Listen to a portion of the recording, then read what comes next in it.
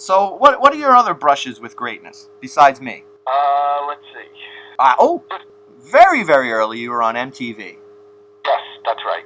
Headbangers Ball with a very, very big rock and roll star at the time. That's right. And you played the role of Ed Norton. That's right. I remember hanging out with a few other people, and turned out that he was a big Honeymooners fan, and so were we.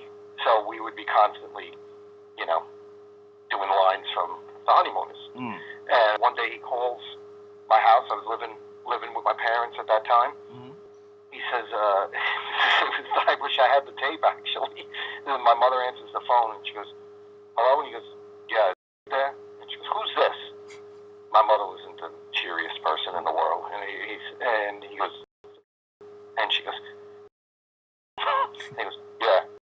And she goes, we don't know any. And she hung up on him. I think irony said it was like worlds colliding. Yes. Suburban housewife meets burned out rock star. Well, he called back, and I think I answered it, or somehow I got on the phone, and he says, you come down, we're going to do this MTV thing, we want you to imitate Ed Norton, and, so I did that. And everywhere you went, if we ran into him at different places, he would be like, yeah. Do Norton! Do Norton! Do Norton. And I think I killed it for you when I said, show your sixth finger! Your sixth finger, right. It was like, you everywhere you went, you had to do Norton.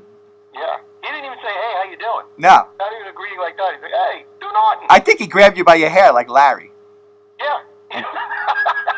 And he pulled you over no matter where you were, and he said, where do you see this guy do Norton? Like Larry. Curly's the better looking. Yeah, Curly is the better looking, but you can't grab Curly's hair. I was also on a show about the Titanic. That's true. You played the captain of the Titanic. I played the first mate. No, I was the captain. I played the captain of the ship that ignored the Titanic. That's right. You were on the Carpathia. No, not the Carpathia. No, not the. There was another one. It was like this mystery ship. I think it was. That they say they got a signal. The Titanic was sending up flares, and this ship saw them and was like, it's a shooting star, whatever it was. They had me do that. They needed somebody that, the captain of this ship was obviously dense and weaselly and all of that, and they immediately said, Hippie Critic, he's the guy. Get that guy that was on doing Ed Norton. I remember a brush with greatness you had. It was a very odd one. Very, very odd one. It has to do with a rock star that you almost killed. Oh, yeah, I know what you're talking about. That wasn't a brush with greatness. That was almost a collision with greatness. One night, it's raining. I still remember, it was a Sunday night. It was raining. I was with my wife, and I'm driving down this road, and it's really coming down. And I'm kind of scanning the radio station. I hear that song, the Frankenstein by Edgar Winter. I have that one? So I stop it on that. I'm never a fan of that song, but I haven't heard it in so many years. And sometimes just you haven't heard anything in a long time. It's almost like seeing your first grade school in a way. You just want to see it. Well, what does it really sound like now? The song's urinals look too small. Is that what you're trying to say? Yes, exactly. Okay. That's exactly what it was. Well, my wife never heard this song before. So I said to her, oh gosh, geez, this is from a long time ago.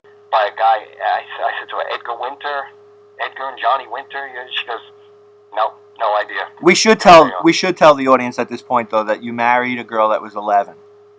Yes, she's 11. Your real name? I'm going to divulge it now. Muhammad. Continue, Muhammad. All right, so we should say, though, your wife is from a foreign land. Yeah, that's what it is. Yeah, she's not really 11.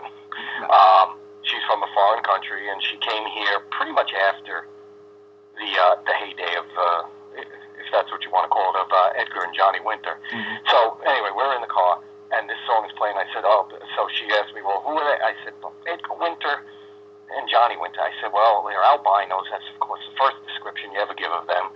I said, they had really long, Edgar had really long white hair. He was very white. He was thin. And at that moment, there he is in front of my car. He's running across the street with a little donut bag from Dunkin' Donuts. There was a little club on the other side, and he was performing there. His name was on the little marquee and everything. I said, that was Edgar Winter. I almost ran him down. And wouldn't it have been hilarious if you ran him down and what he had just gotten at Dunkin' Donuts was powdered donuts? And the powder just goes up in the air and it covers you, and now you look like an albino. And then the cops show up and they think it's some sort of albino-related murder. They're like, what is this? You ran him down because you're a self-loathing albino? Well, he's laying there and he says to me, he looks at me and he goes, you cover for me tonight, kid. Go in there, get in there. And I go in the club and I perform in his stead. Did you do Frankenstein? I imitated Frankenstein. Okay. I was walking around with my legs stiff and everything, but it didn't go over well. It didn't go over well. So what did your what did your Chinese wife say when she's not Chinese, is she? No, she's not Chinese. All right. What did she say when that happened? Did she believe you that this was the guy running across the street? Yeah, she believed me. Yeah. She just believes anything you say. That was him, and she doesn't get ruffled very easily. She did something like, how do you like that? I want to go into this, something like that. Nothing ever gets her ruffled. Didn't she understand that was like a 50-1 shot? Yeah. I had a similar event happen to me. Oh, I know this. Tell it though. Yeah.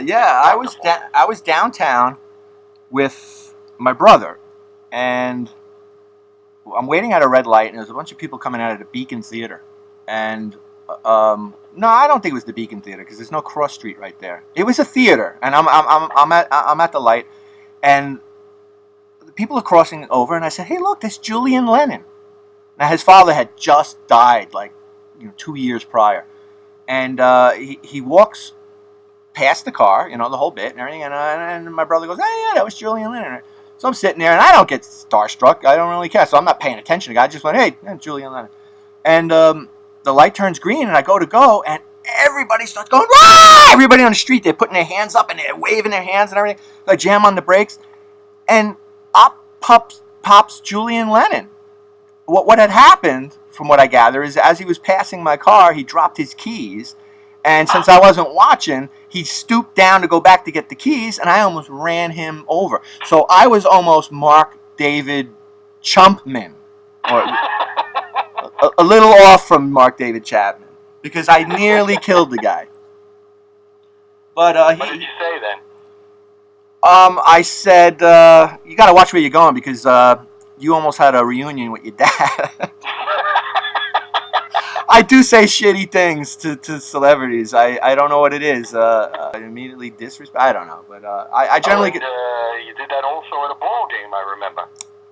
Yeah, we went to a Yankee game once, yeah. and well, I guess you could tell this one. No, because you did it. You got to tell it. It's. All right, I remember it that clearly.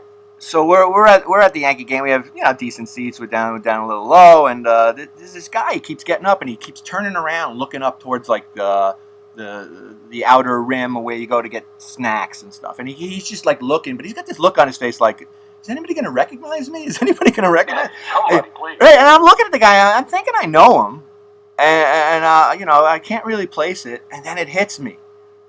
It hits me who he is. He's Paul Gleason from The Breakfast Club, and he gets up and he starts coming up. I got an aisle seat, and he's coming up the aisle, and as he's coming, and he really does have this look on his face that he's got this smug, arrogant, don't you know who I am? And no one's paying attention to the guy. So I went, hey, and he stops, and I said, oh, you're that guy, and he's like, yeah. I said, yeah, that's right. What is that movie? And I said, where you going? Are you going to a snack bar? Can you pick me up a Coke and a pretzel? Maybe a pretzel? He goes, yeah, right. He did. Turned and kept walking. That's what he did. He went, yeah, right.